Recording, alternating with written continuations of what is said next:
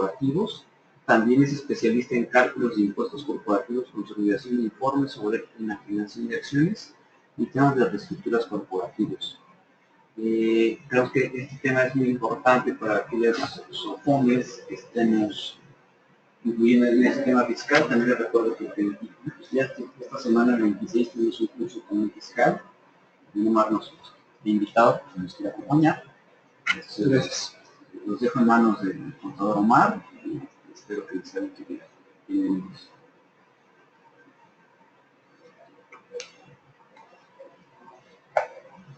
Buenas tardes, es un gusto estar platicando con ustedes. Empezaré por las generalidades de la contabilidad electrónica.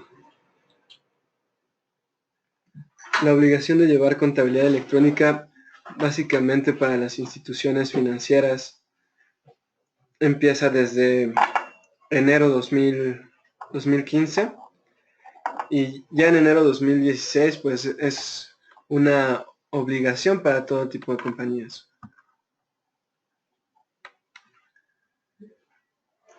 Vamos a dividir la agenda en 3 puntos, principalmente la contabilidad electrónica como fuente de datos para la autoridad fiscal, las revisiones electrónicas, que es un tema interesante que les espera a las compañías a partir de julio de este año, y brevemente respecto de los servicios que como firma ofrece PwC.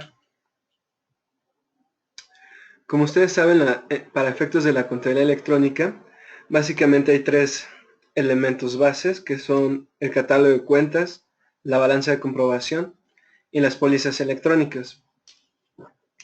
Tanto la balanza de comprobación como el catálogo de cuentas pues se vienen enviando desde el año pasado, y básicamente el catálogo de cuentas se envía solo una vez, y cada vez que tenga alguna modificación, ya sea en sus cuentas de nivel mayor o subcuentas de primer nivel, y la balanza de comprobación se envía mensualmente, teniendo la opción de enviar también una balanza complementaria, y al final del año, lo comentaré igual más adelante, se envía una balanza que conocemos como 13, que es la balanza anual, la cual ya lleva los ajustes de la auditoría, y también en cuentas de orden lleva señalados los atributos fiscales.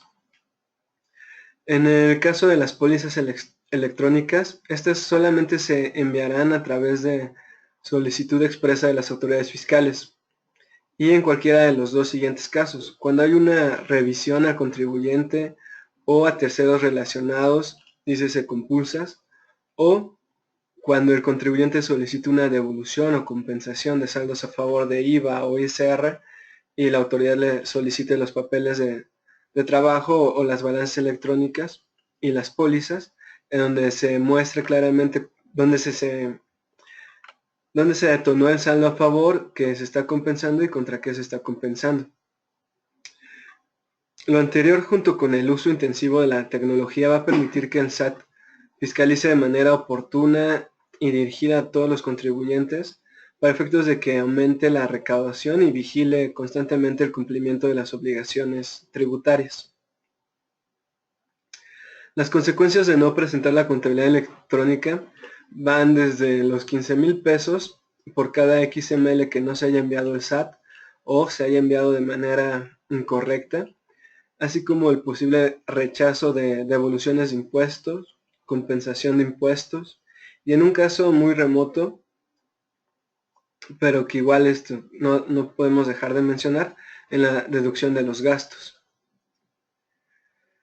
Como ustedes saben, las entidades financieras per se tienen que cumplir disposiciones especiales que dictamina la Comisión Nacional Bancaria de Valores, la Comisión Nacional de Seguros y Fianzas y la CONSAR. Y en ese sentido, pues la contabilidad electrónica se ajusta ya a los reportes financieros que emiten para tales instituciones. En el caso del catálogo de cuentas, se podrá usar el reporte regulatorio R01A0111 o catálogo mínimo. Para efectos de adecuarlo conforme a lo que señala en el anexo 24, se utilizará el valor único 000 para esos campos que no vienen dentro del catálogo mínimo. Se deberá indicar el nivel en que se encuentra cada cuenta o subcuenta, nivel 1, 2, 3 o 4. Este es un ejemplo de cómo se presenta un catálogo de cuentas electrónico para efectos de las instituciones financieras. En el código agrupador pones el código 000, pones el número de cuenta conforme al catálogo de claves de la Comisión Nacional Bancaria de Valores, pones la descripción de la cuenta del catálogo mínimo, el nivel de cada una de las cuentas y la naturaleza, si es una cuenta de naturaleza deudora o una cuenta de naturaleza acreedora. Es decir, si viene del activo, pues será una cuenta de naturaleza deudora, y si viene del pasivo y capital, acreedora. Y señalarás la subcuenta de donde proviene cada una de las cuentas que se señalan ahí. En la balanza de comprobación se va a utilizar la información tal y como se informa actualmente en el catálogo mínimo, esto es decir, considerando únicamente los saldos finales de todos los conceptos que forman parte del balance general y del estado de resultados. En caso de no existir datos, se indicará con el dígito 0. Asimismo, se deberán incluir las cuentas de orden que para efectos de la Comisión Nacional Bancaria y de Valores se requieran. Este es un ejemplo de cómo se estaría mostrando la balanza de comprobación. De igual forma se va a señalar el número de cuenta. Al ser un catálogo mínimo no tienes un saldo inicial, por lo que debes de registrar el dígito 0, tanto en el saldo inicial como en el debe y en el haber, y mostrar únicamente el saldo final. Ahora hablemos un poco más a detalle de las pólizas electrónicas, que son el mayor reto para todos los contribuyentes, independientemente del sector, para este 2016. Ya que de una u otra forma lo que es el catálogo y las balanzas se han venido presentando mes con mes. Para efectos de las pólizas electrónicas es importante considerar varios factores. Primero, los datos generales, donde vas a señalar el número de orden o trámite. ¿Por qué? Porque las pólizas electrónicas solo se pueden requerir bajo solicitud de la autoridad y solo mediante, ya sea que te estén auditando, en cuyo caso señalarás el número de orden, o ya sea que estés en una solicitud de devolución de saldos a favor, en cuyo caso señalarás el número de trámite. También como datos generales está el timbrado. Este timbrado ahorita se marca en el anexo 24 como opcional, así que no es obligatorio que lo timbre, pero al haber puesto ese campo dentro del anexo 24, lo que nos hace suponer es que a futuro se volverá un dato obligatorio. En el detalle de la póliza es importante que se señale el número único de identificación. Es decir, es como una homoclave donde primero vas a poner en letras el tipo de póliza de la que estemos hablando. Puede ser una póliza de diario, de ingreso o de egreso, y después el número que le corresponda. Póliza 1, 2, 3, 4 y así consecutivamente. Para efectos de la transacción, pues se deberán de señalar pues el número de cuenta, el nombre de la cuenta, la descripción de la transacción, el debe, el haber.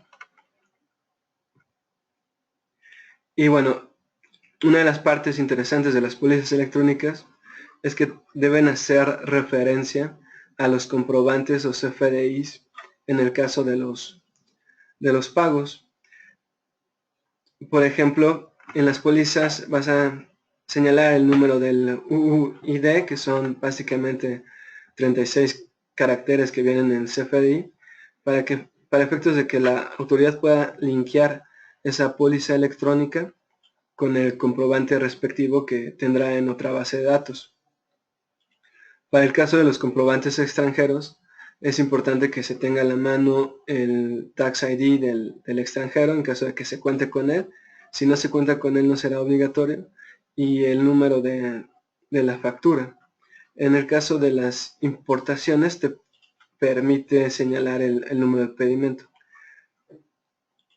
Para efectos de los métodos de pago, cheque, transferencia, vas a señalar pues la cuenta de origen, el banco de origen nacional o el banco de origen extranjero si se cuenta con la información, la cuenta destino, el banco destino nacional, el banco destino extranjero, la fecha de la transacción, el beneficiario, el RFC del beneficiario, el monto, la moneda y el tipo de cambio. Existe otro módulo para efectos de los métodos de pago que son otros, y básicamente se refiere a aquellos pagos que no son con transferencia ni con cheque, que pueden ser mediante tarjeta de crédito, con donación, cancelación, compensación, entre otros métodos de pago que te menciona uno de los apartados del anexo 24. Respecto del tema de las revisiones electrónicas, que básicamente son las contingencias fiscales que mañana tendrán las empresas, y el cual es un tema nuevo que queremos venir también a comentarles. Es actualmente ya la autoridad fiscal pues cuenta con mucha información, cuenta con las declaraciones mensuales y anuales.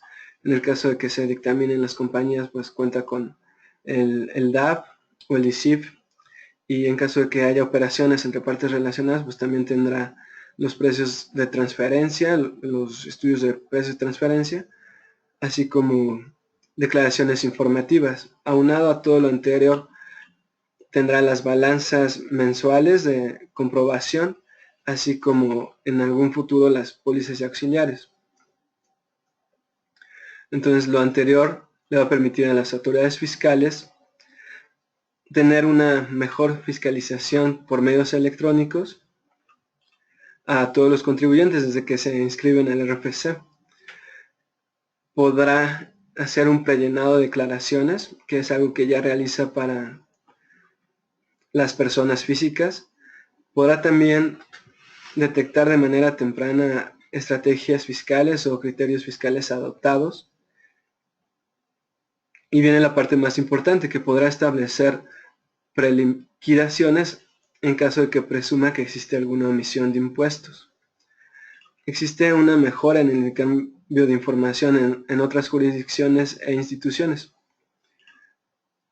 En el caso, por ejemplo, de los bancos, pues también ellos tienen que empezar a hacer declaraciones informativas como el FATCA y el Common Reporting Standard.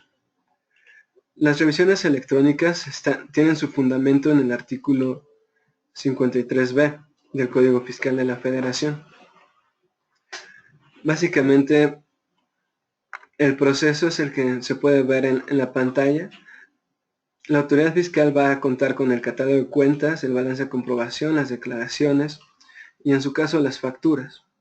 Entonces, con base en toda esa información puede empezar a hacer revisiones, por ejemplo, para determinar si los ingresos manifestados en la balanza de comprobación checan con los ingresos que se declaran mensualmente como parte de los pagos provisionales de ISR, y podrá hacer otro tipo de pruebas como pruebas globales de IVA para solicitar información adicional.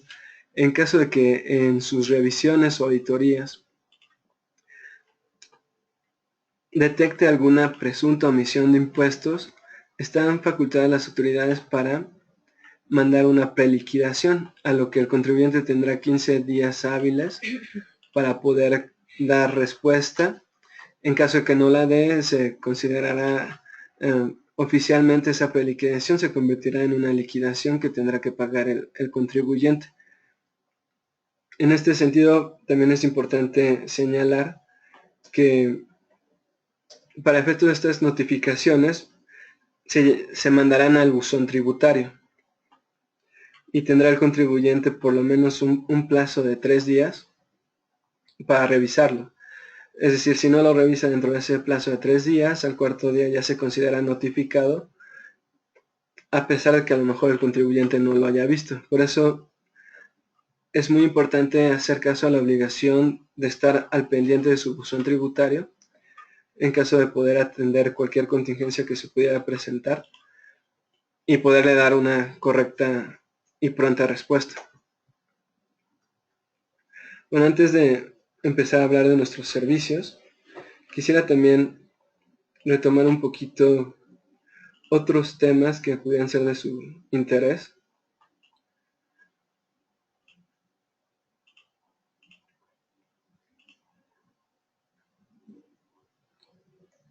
Por ejemplo, Si hay dudas, preguntas, ¿Hasta aquí? Sí, digo, igual si tienen alguna duda a este momento la podemos checar sin ningún problema.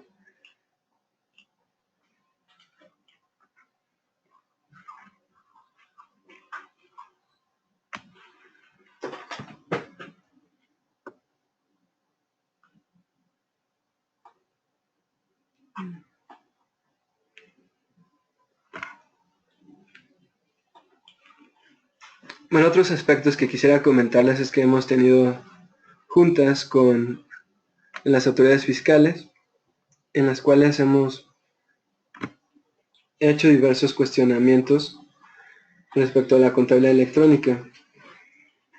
Y básicamente les hemos hecho dos preguntas respecto a las instituciones financieras, las cuales les compartiré en este momento, ¿no? Una de las preguntas fue, en el caso de instituciones financieras reguladas por la Comisión Nacional Bancaria y de Valores, ¿qué reporte regulatorio deberán utilizar como base para la generación del archivo XML de la balanza de comprobación?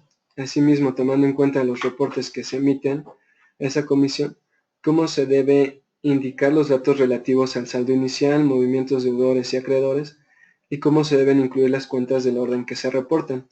Todo esto ya lo vimos dentro de la presentación, pero es importante resaltar que esto fue una respuesta que las autoridades fiscales nos dieron y que no necesariamente pueden encontrar a través de Internet. Dice, se deberá utilizar la información tal y como se informa actualmente en el reporte regulatorio R01A0111 catálogo mínimo. Esto considerando que únicamente se reportarán los saldos finales de todos los conceptos que forman parte de balance general y del estado de resultados. En caso de no existir datos, se señalará cero. Asimismo, se deberá incluir las cuentas de orden que para efectos de dicha comisión se requieran. Otra de las preguntas que se realizó es qué reporte regulatorio deben utilizar las sociedades de inversión especializadas en fondos para el retiro y administradoras de fondos para el retiro, de base para la generación y envío mensual de la balanza de comprobación. La respuesta fue, se deberá utilizar el archivo 1101 CIAFORE y 1102 SAFORE, reportado a la Comisión Nacional del Sistema de Ahorro para el Retiro, correspondiente al último día hábil de cada mes. Respecto a las revisiones electrónicas, quizás valga la pena aprovechar este momento para mencionarles lo que nosotros la experiencia que nosotros PwC ha tenido en la revisión de la contabilidad electrónica. Alguna de las desviaciones que hemos detectado con nuestros clientes es que muchas veces el saldo de las cuentas, conforme a su naturaleza, no se muestra conforme a su naturaleza, es decir, lo que la autoridad fiscal señala es que en el catálogo de cuentas debe haber un campo especial para señalar la naturaleza de la cuenta, es decir, si la cuenta es acreedora o deudora como lo mencionamos, pero todos los números siempre deben de ser valores absolutos, es decir, con valores positivos. Y lo que vemos en muchas balanzas es que todas las cuentas acreedoras normalmente manejan el signo negativo, con lo cual la autoridad no está muy de acuerdo, ¿no? Ella dice que debe, para efectos de contabilidad electrónica, presentarse todo con signo positivo, ya que hay un campo especial para señalar la naturaleza de la cuenta. Solo en aquellos casos de algunas cuentas muy especiales, como pueden ser la depreciación, la amortización o la reserva de cuentas de cobro dudoso, sí podría ser válido el utilizar signos negativos, ya que estas cuentas pertenecen al activo, pero le disminuyen sus saldos a lo que es el activo fijo y a las cuentas por cobrar. Muchas veces también vemos que aritméticamente las balanzas no corresponden, es decir, que la sumatoria del saldo inicial más menos movimientos del periodo en ocasiones no corresponde al saldo final, así como que el saldo final de un periodo, digamos enero, llega a no coincidir con el saldo inicial de otro periodo que podría ser febrero. Es importante tomar en cuenta los ajustes de auditoría para efectos de la balanza número 13. En caso de que no existan ajustes para efectos de auditoría y en la balanza 12 o mensualmente siempre se haya presentado las cuentas de orden con los atributos fiscales, solo en esos casos podría no ser necesario presentar la balanza 13. Esta balanza, que es anual, se presenta para efectos de las personas morales el 20 de abril de cada año. En esta ocasión hubo una prórroga de 5 días, así que la presentaron el 25. Otro punto que considero también importante es señalar que muchas veces el archivo XML no está del todo correcto, entonces siempre es bueno validarlo a través del portal del SAT o de las soluciones tecnológicas que ustedes utilicen. Otros errores que hemos visto en las balanzas es que la suma de cargos y abonos en algunos casos no da cero, y al final de la balanza de comprobación, como tienes todas tus cuentas de activo, pasivo, capital y resultados, al final tendrán que darte cero los registros.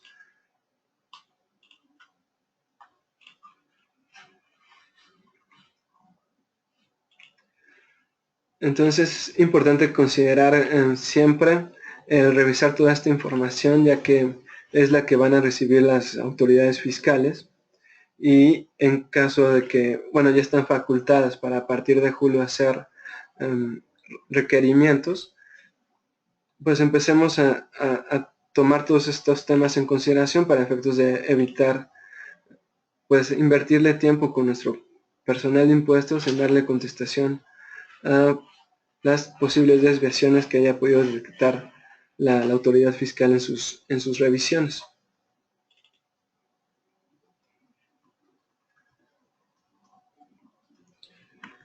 No sé si por el momento tengan alguna pregunta.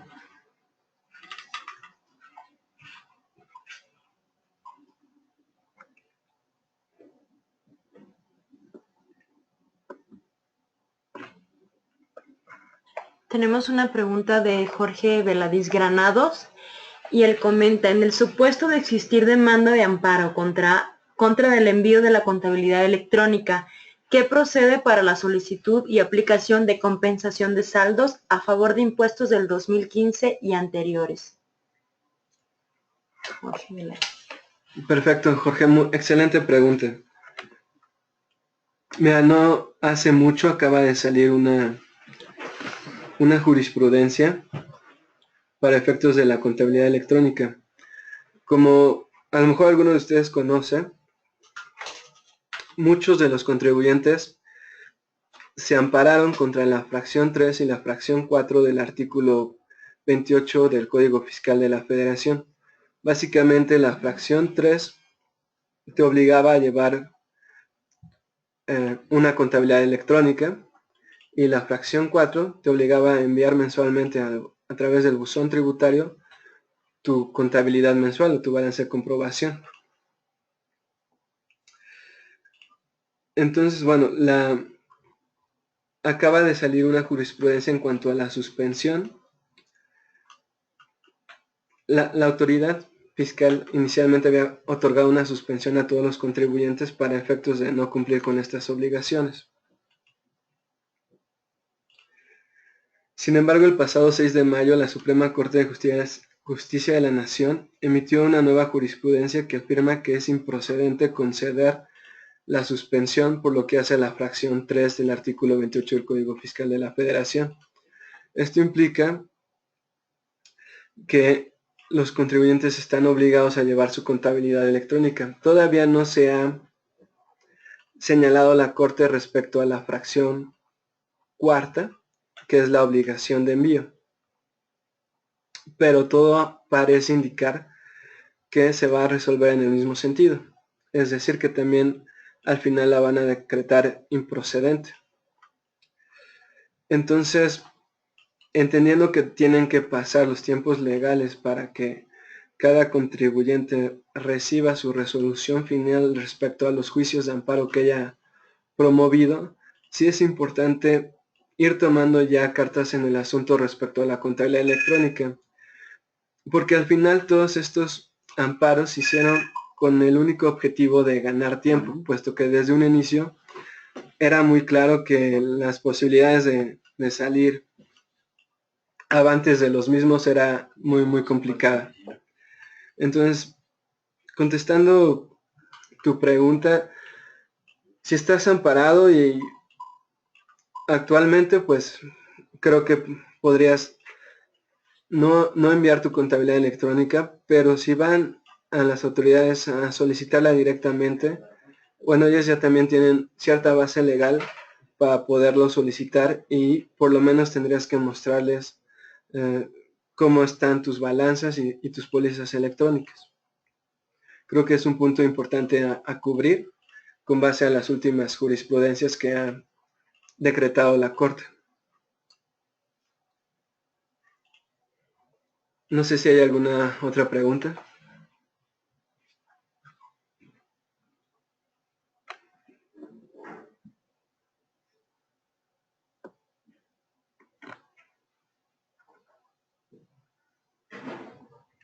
Él comenta que es correcto, pero que esa resolución solo hace referencia a la fracción tercera y no para la cuarta.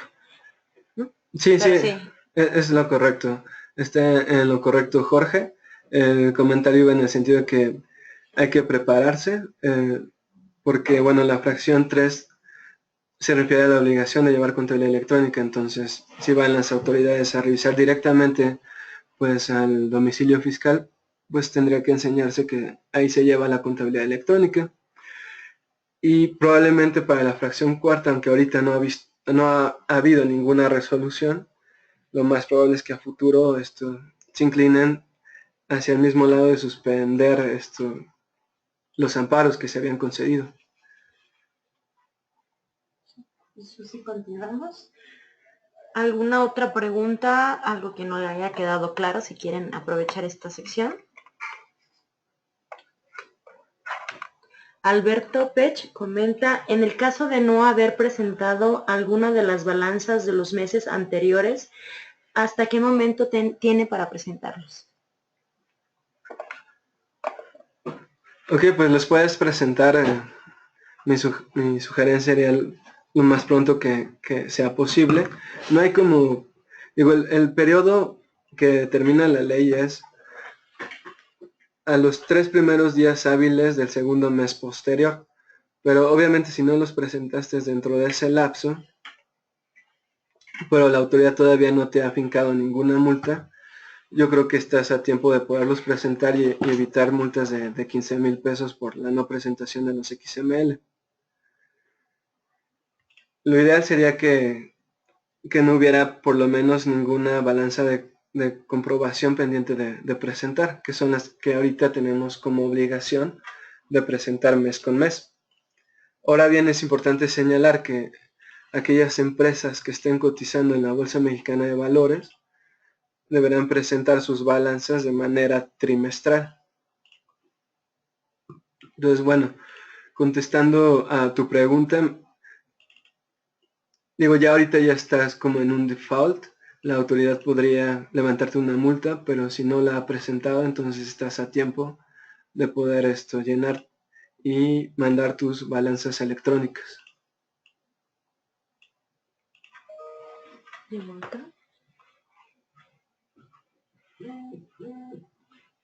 Muchas gracias, dice Alberto Pech. ¿Alguna otra pregunta? Sí, ya continuamos, por favor. Claro.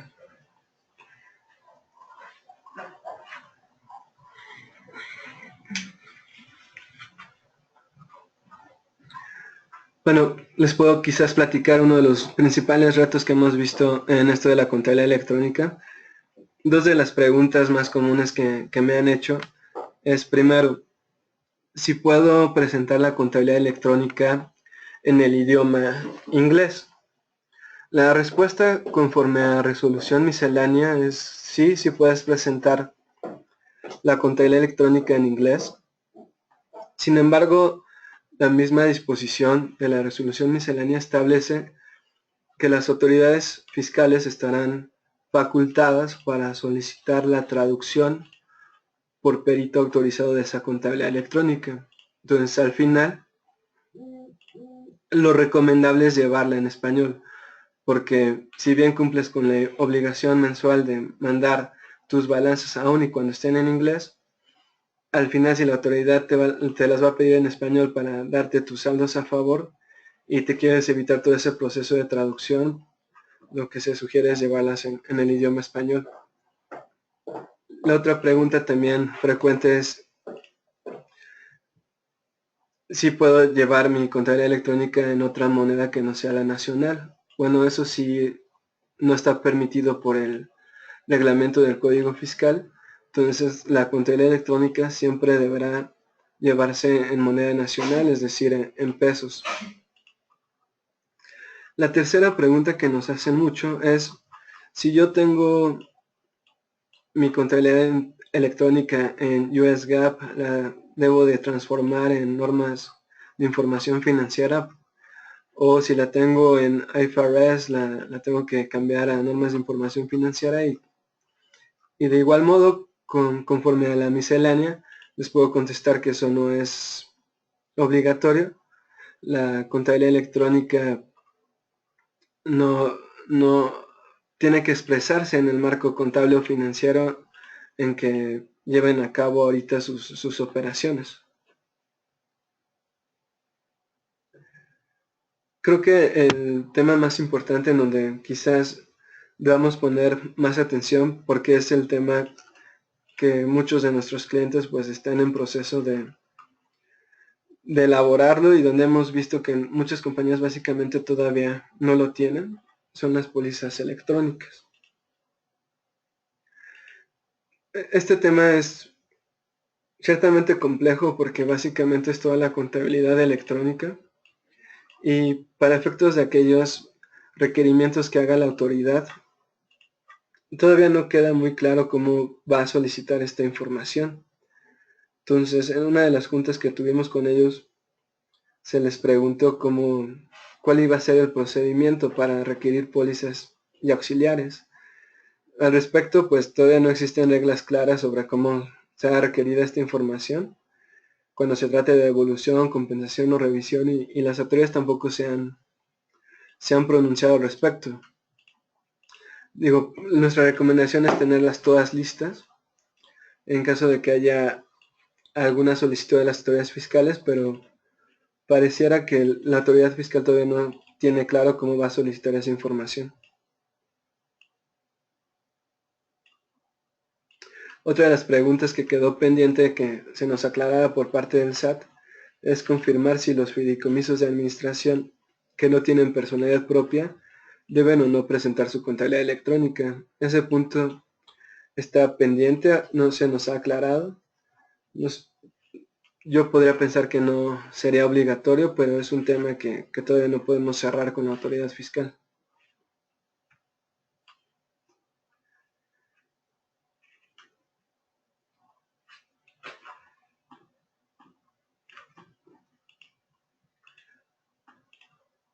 Otra de las preguntas comunes que hemos efectuado es: cuando se trate de operaciones que involucren salidas de recursos por transferencia y no sea posible rastrear la información bancaria correspondiente al beneficiario que recibe los recursos, tal como es el pago de contribuciones y comisiones bancarias, ¿Qué información deberá reportarse en la póliza electrónica en los atributos de cuenta destino, banco destino nacional, banco destino extranjero, beneficiario y RFC? Considerando que en su mayoría se tratan de elementos obligatorios conforme al anexo 24, lo que nos contestó la autoridad es que los contribuyentes podrán reportar sus propios datos bancarios dentro de los atributos mencionados y utilizar el nombre y RFC del banco desde el cual se efectúa el pago como datos del beneficiario de los recursos en el caso del pago de impuestos y comisiones bancarias.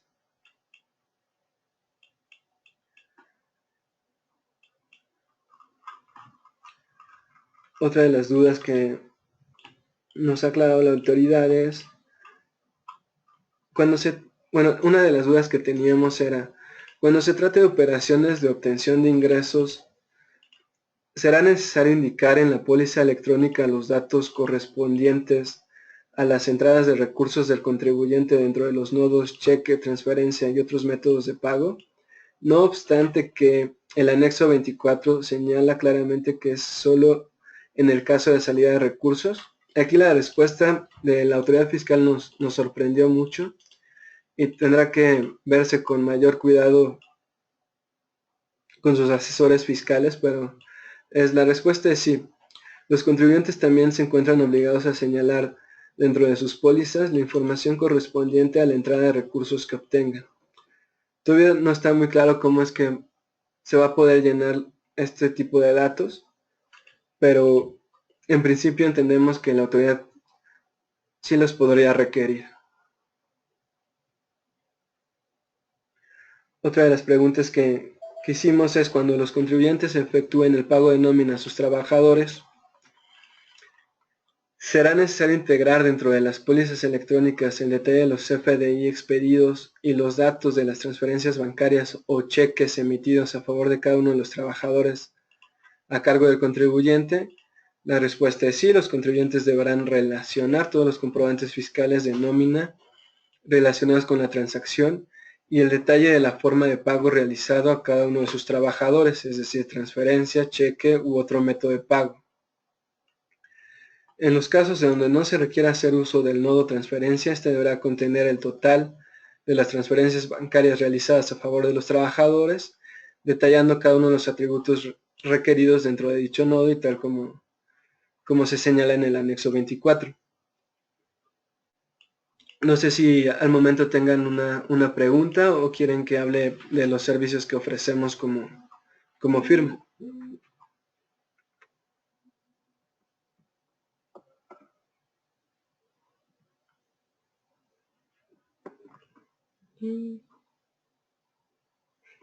Juana Urbina Rivera comenta, en caso de no haber mandado ninguna balanza, me pondría al corriente enviando la del último cierre y ya después sería mensualmente. Ok, en este caso, Juana, habría que enviar las balanzas mes con mes. Es decir, si no envía, por ejemplo, todas las de 2015, tendría que enviar todas las balanzas de 2015, enero, febrero, marzo, así todas las del mes. Y al último enviaría la balanza número 13, que es la del cierre del ejercicio. Si mandas solo la del número 13, que es la del cierre del ejercicio, todavía estarías incumpliendo con la obligación de haber presentado las de los otros meses. Entonces la autoridad podría por lo menos ponerte una multa de 15,000 pesos por cada balanza que no hayas presentado.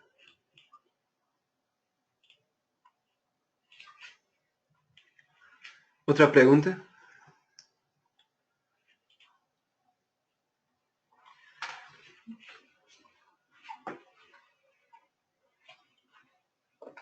Octavio López comenta, ¿puede ser un poco más específico en cuanto al último tema de la relación de los pagos por nómina?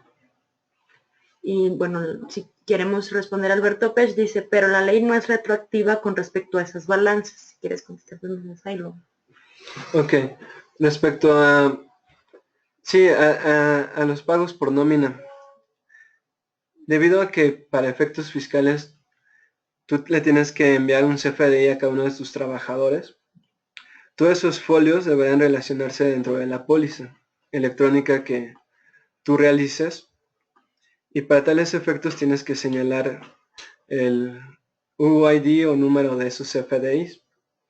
Entonces, lo más óptimo es hacerlo a través del formato dentro de la misma póliza, pero debido a que normalmente tienes más de 5 trabajadores, la información de cada acuse de nómina es tal que lo que se puede realizar en esos casos es llenar un auxiliar de folios que va a hacer referencia a la póliza electrónica a través del número único de identificación de la póliza, y donde vas a poder desglosar o enlistar cada uno de los folios de los CFDI que le repartiste a tus trabajadores para cumplir con esa obligación.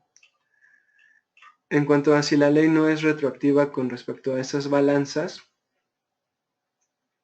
bueno, lo que pasa es que esa obligación existe, digo, habría que ver caso por caso, pero existe desde 2015. Entonces, la obligación pues ya la traías. En caso de que no la hayas cumplido, pues ya incurriste en una falta que podría generarte por lo menos la multa de 15,000 pesos. Claro que si las presentas antes de que se te envíen o notifiquen las multas, pues probablemente puedas subsanar esa falta a la ley.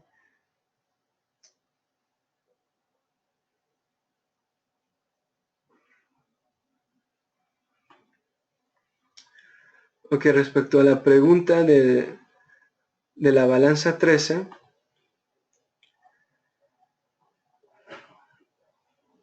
esa no la hemos leído. No sé si podemos. Claro. La anterior es, no sé si hace la ley retroactiva respecto a esas balanzas. Y hace mención del envío del mes 13, pero en la plataforma solo existe hasta el mes 12. ¿Cómo se manda el mes 13? Pregunta Jorge Veladiz. De acuerdo.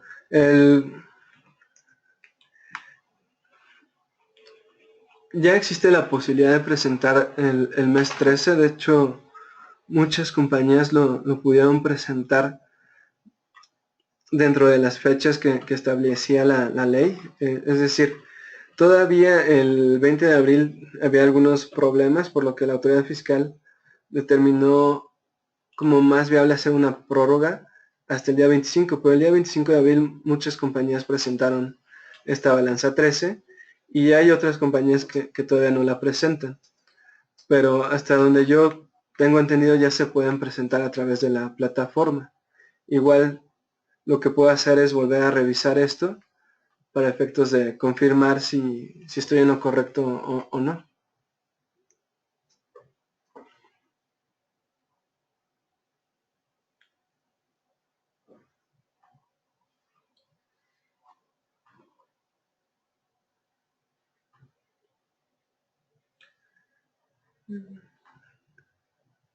No sé si haya más preguntas.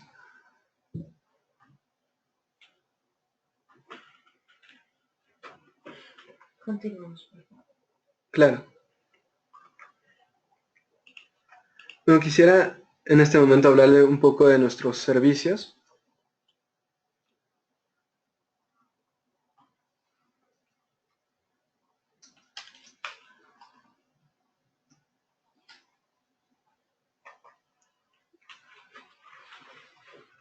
Creo que hay otra pregunta. ¿Ah, sí? Alberto Pech pregunta, sí, con respecto a la retroactividad de la ley. Sí, ahí respecto a la retroactividad de la ley, me imagino que, bueno, es un tema más legal, pero me imagino que estás haciendo referencia a las nuevas jurisprudencias, a la jurisprudencia que determinó la Corte respecto de la fracción 3. Bueno, voy a contestar sobre ese sentido, pero igual si me pudieras ayudar siendo un poco más específico, sería de mucha ayuda. En términos generales no hay una retroactividad, ya que por el momento pues los contribuyentes que estaban amparados contra la obligación de llevar la contabilidad electrónica, la suspensión no los exentaba de la obligación de llevarlas, más bien era como una suspensión que les daba tiempo en lo que se resolvía el juicio, pero no quería decir que efectivamente se anulaba o se suspendía la obligación de llevar las balanzas o el catálogo de cuentas. Esa obligación siempre existió y seguía transcurriendo.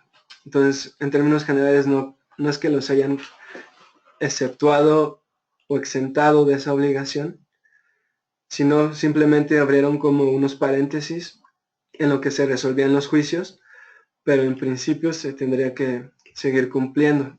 Entonces, habrá que consultarlo con los expertos legales, pero en términos simples no caemos en retroactividad.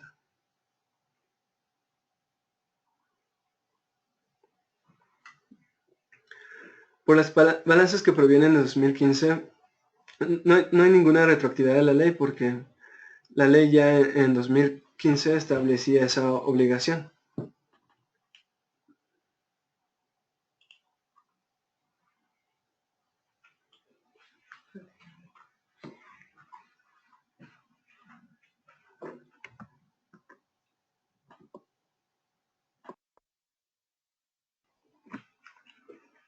Ok, perfecto. Hablaré brevemente de nuestros servicios.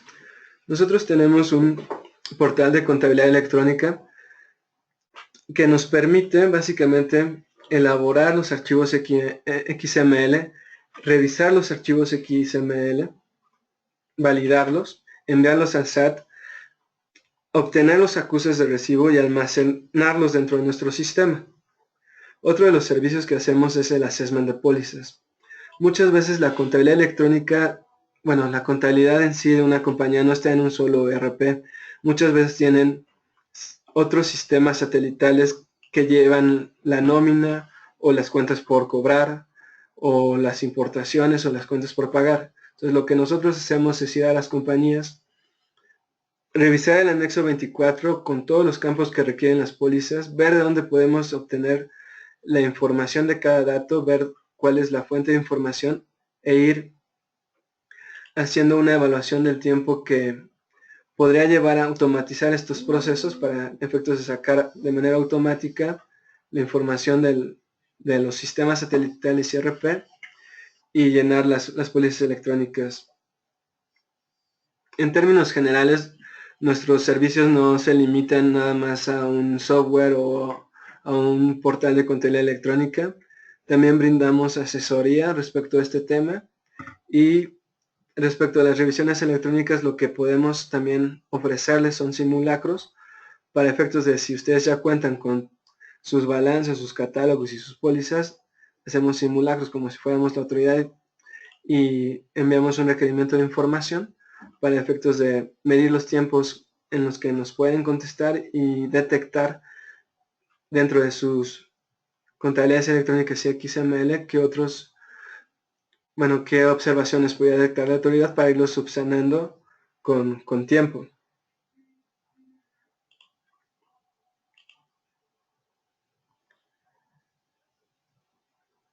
Nuestra solución tecnológica básicamente es a través de un portal, es decir, a través de una página web, donde se les da un nombre de usuario y un código de acceso, por lo que tampoco es un sistema que tengamos que conectar a su ERP o a sus sistemas. Digamos que tiene esa ventaja. Y tiene también la ventaja que lleva un tablero de control y alertas, es decir, te va señalando si esos balanzas ya se revisaron, si son un draft, si ya se enviaron y si efectivamente esas balanzas ya tienen su acuse de recepción.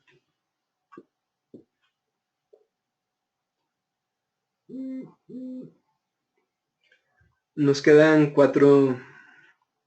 4 a 6 minutos. Estoy también a sus órdenes por si tienen alguna última pregunta. Y si no, también para darles mis datos en caso de que tengan alguna pregunta posterior a este webinar.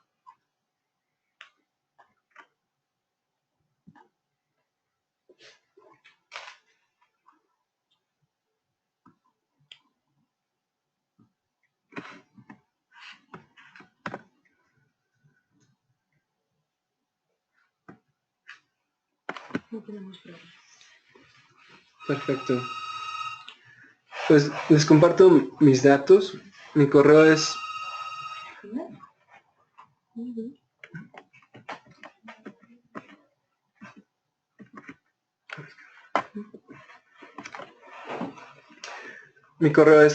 omar.guerrero@mx.pwc.com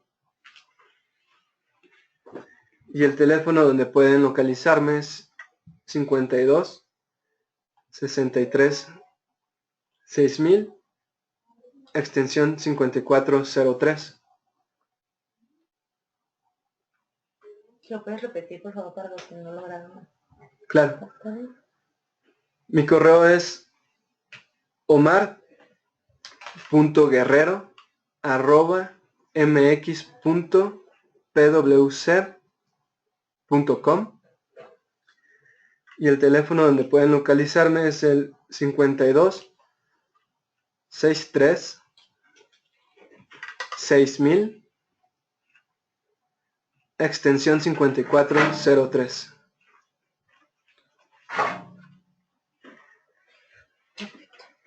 ¿Algún otro comentario adicional? ¿Cerramos? Sí, pues les agradezco de antemano mucho su atención y espero que los temas se hayan quedado pues de una forma clara y les deseo una excelente tarde.